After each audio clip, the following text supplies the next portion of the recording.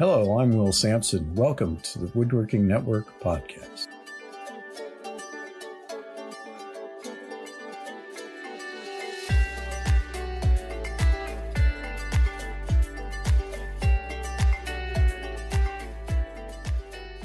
Welcome to this episode of the Woodworking Network podcast. Join us as we explore the business of woodworking, big and small, and what it takes to succeed.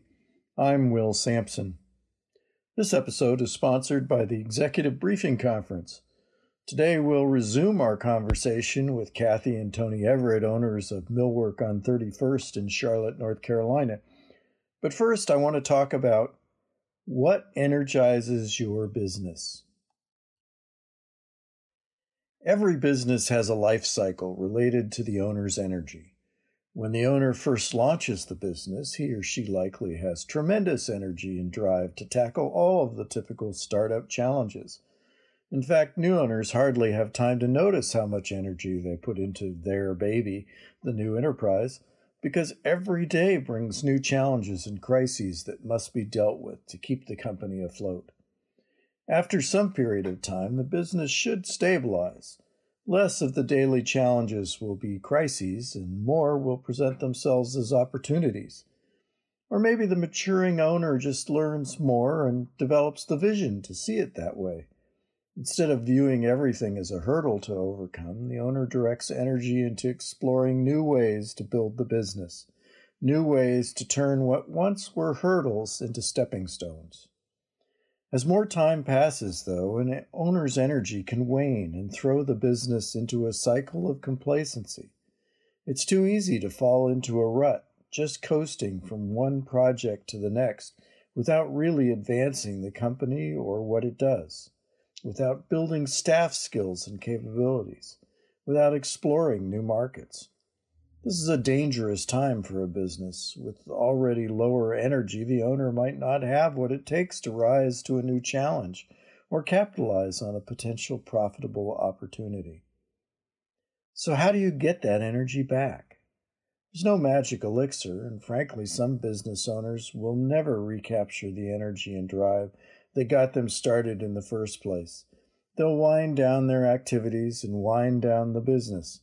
Likely they won't even invest energy in a solid exit strategy or a search for someone to take over the business. What they spent so much energy building up will wind up on the auction block as bargains for bidders. But not always. I once had a business opportunity at a small firm that was run by a woman in her 60s. She had created the business from nothing, but she was tired and thinking about turning it over to her son. He and I worked well together, and it looked like we could run the thing on our own. The owner decided to take a lengthy train trip across the country, leaving us in charge as a dry run. Everyone agreed the company ran just fine while she was gone. But a funny thing happened. Being away from the business for so long reminded the owner how much she loved it. Instead of speeding her retirement, it energized her to jump right back in. I soon moved on because I didn't see much of an immediate future for me, but I admired her for recovering the energy to drive her business again. What powers the energy you have to run your business? Before we get back to our talk with Kathy and Tony Everett, let's pause for a word from our sponsor. EBC is a superior opportunity to learn, be inspired, and have face-to-face interchanges with top leaders in the woodworking industry. The 2021 EBC will be held September 8th through 10th at the spectacular Broadmoor in Colorado Springs. In addition to top speakers and presentations, there will be tours of Concepts in Millwork and the Mill Woodworking Training Facility. It's an unparalleled opportunity to obtain business intelligence to improve your enterprise while networking with the industry's brightest stars. You can learn more at executivebriefingconference.com. Now let's get back to Kathy and Tony Everett and how they found the energy to start a new chapter in their lives running a successful architectural millwork firm. So tell me how the foot works through this the CNCs and the WinStore, how is that working in the plant? Absolutely fantastic. It's changing the expectations because the equipment forces you to make better piece parts. It forces you to standardize. It forces you to look at your bill of materials.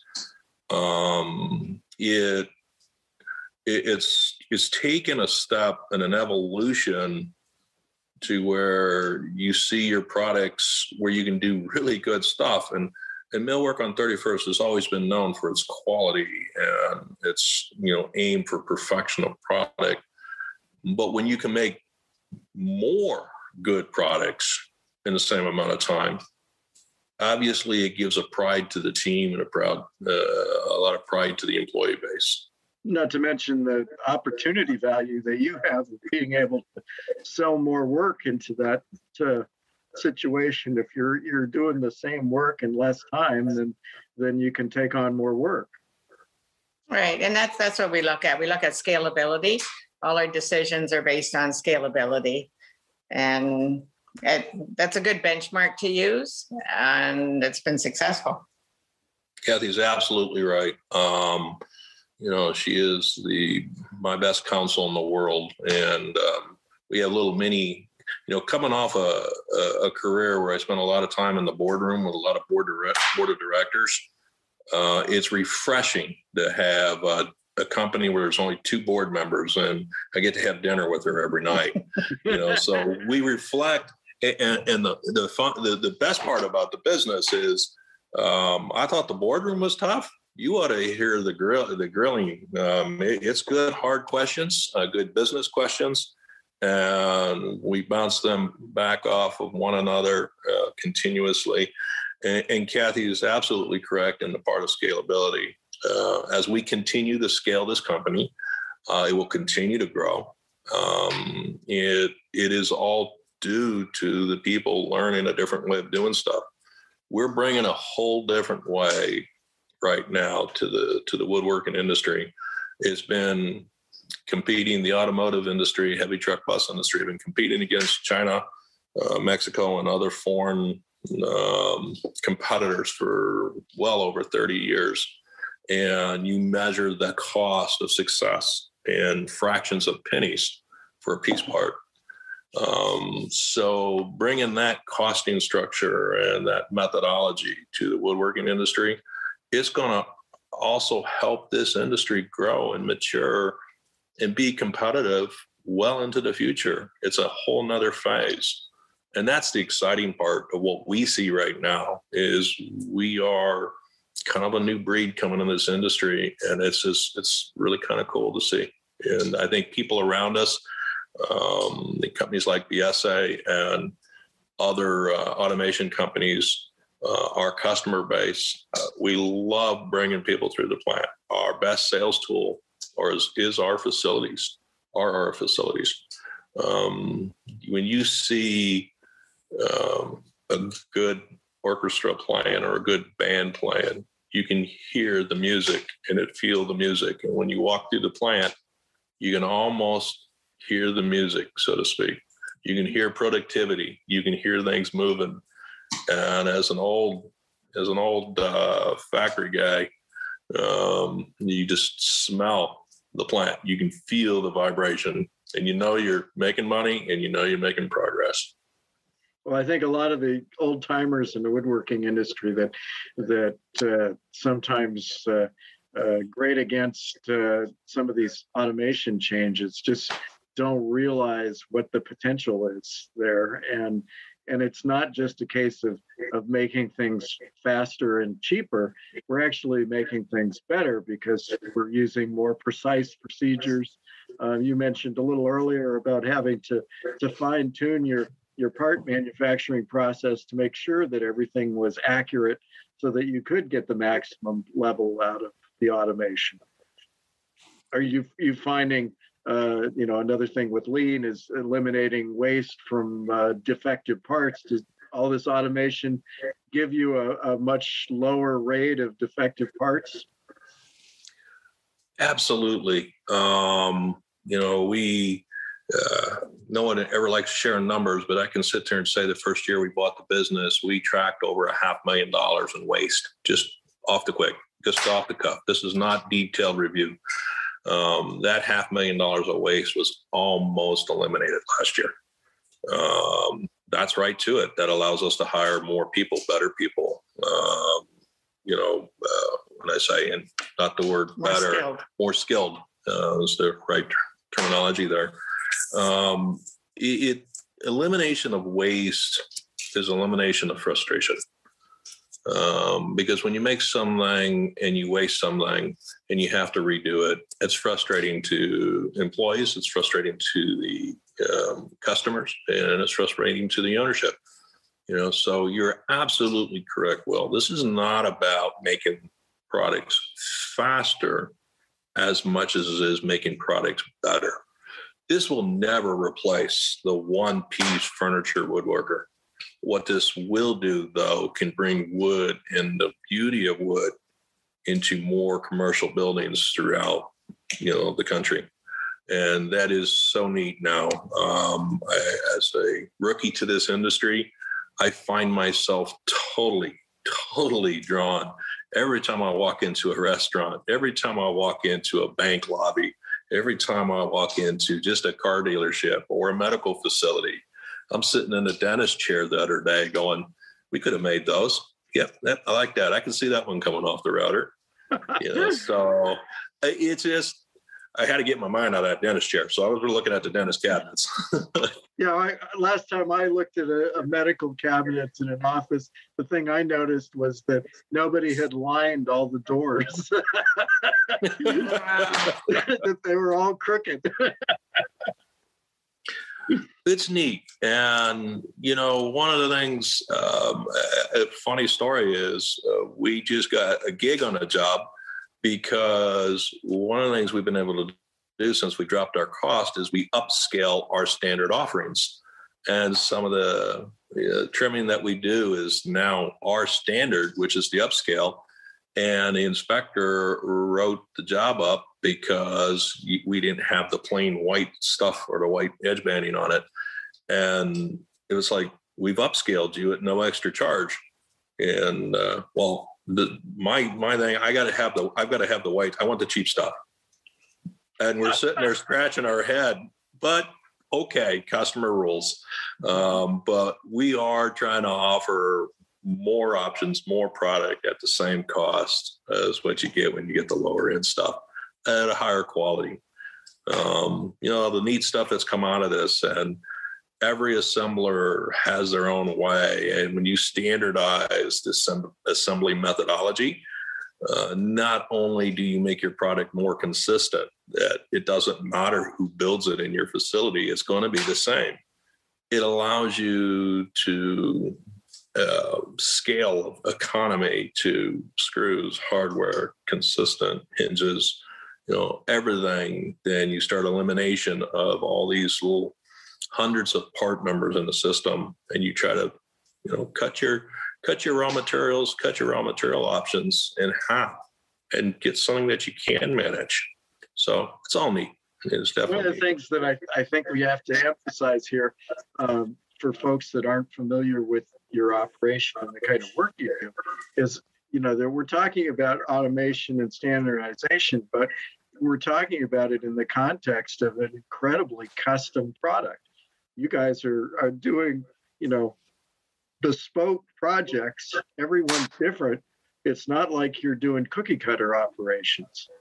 And you can still do this kind of automation and bring in things like the WinStore and all. Now, are you running like rainbow stacks and things with WinStore, or how are you using that?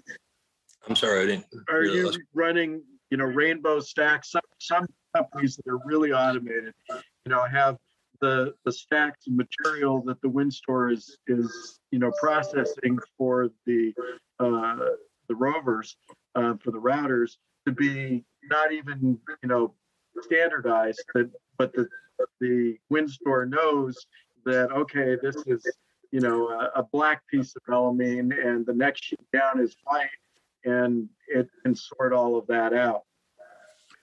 Absolutely. I mentioned earlier in the podcast that labor was our number one expense. Any wood company's number one expense.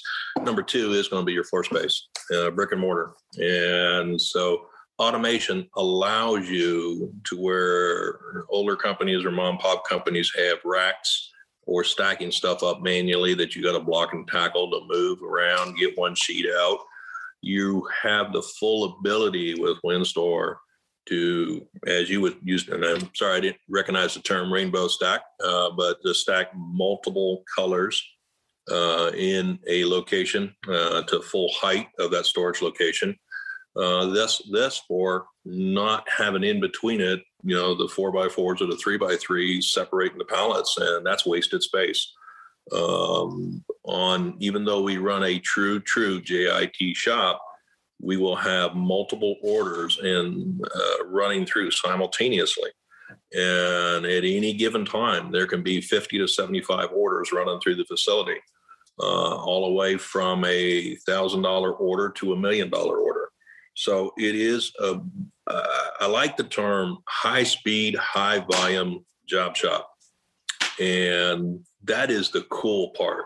And I guess coming from the industry that Kathy and I come from, we made parts and we made millions of the same bracket. We made tens of thousands of the same school bus seat. It was repetitive every day. And the neatest thing about this is we set up the front end of our business that we're able to make an individual custom order through the automation efforts. And that's high speed, high volume, low volume job shop. And that's the cool part, because every day is different. Yeah, that's, I think, the thing that a lot of the non-automated shops just don't understand is that you can be just as custom as the most custom shop there is, but you just have these tools, and you don't have to worry about health and safety issues of guys schlepping 80 or 100-pound sheets of material because the robots are doing it for you, and they're still laying it on there in the right order and getting the stuff done as like a batch size one situation. Yep. And I think you look at that, you see workers in their 50s, 60s, and early 70s able to still continue on their career, where we had the old Rover, and a gentleman was in his mid 50s and he was, slumping out 100 sheets of melamine a day and manually pushing onto an old Rover. You knew his days on that job were numbered, and he will be, that position now can well run, for as long as they want, more or less. And it's neat to see that, because it's taking and giving opportunity to people that want to continue working in an industry that's been pretty hard on bodies. And let's face it, I can see it. As a guy that used to run heavy metal shops, I always knew the guys that ran brake presses because they're the ones missing the tips of their fingers. I've gotten to see some of the woodworking guys, and the bad backs, from lifting and all the lifting injuries that you see. We have gone over 2 years without an accident. I'm going to knock on wood in our facilities because focus on safety is first and foremost, and focus on the human body and taking care of it is right there. And everything that we're doing with these automation projects are aimed not only on becoming leaner, but also aimed at increasing the quality of life for our employees. And again, Kath's input is we don't, when it comes to something with safety, or it comes to something that can better our employees' lives, it's all about employee retention, employee morale. And we see that as investors, and we invest in that. We invest in employees. We invest in employee morale. Well, that's a great business attitude, and I hope that our audience takes some of this advice to heart, because they certainly could use it in the industry. It's really great. Well, I think I'm going to close off this podcast for today. But I really appreciate you guys talking to us, and we may revisit your operation sooner. I certainly can't wait till the COVID situation is under control and I can come down and see your place in person. I think it would be great to see. That would be great. You're welcome to come. We look forward to that opportunity. And as Tony mentioned, that is our biggest sales tool. Having the plant, the people, just the whole environment, it really speaks to who we are and what we're trying to do. Will, and I guess in closing, one of the questions that you'd asked us earlier was, how did we get into this industry? And after having a successful career where we were, do what you love, put the passion in it, and the money will follow. As investors now, we saw that as we were trying to wind down our corporate careers and we wanted to do something, it was about pay it back to, where we came from, coming up through the factories and, working our way through that corporate ladder and becoming owners of a company. And then now here, changing industries and being ownership in a different industry. It is all about passion and having fun in life. Life is so short. Grab it, run with it, do the best with it, share it with others, and then teach what you got. Great. I really appreciate you guys coming on the podcast today. That's it for today. If you are looking for more of our podcasts, you can find all of them at woodworkingnetwork.com/podcasts and in popular podcast channels. Be sure to subscribe so you don't miss a single episode. Thanks again to today's sponsor, the Executive Briefing Conference. If you have a comment or topic you'd like us to explore, contact me at will.sampson@woodworkingnetwork.com. Thanks for listening.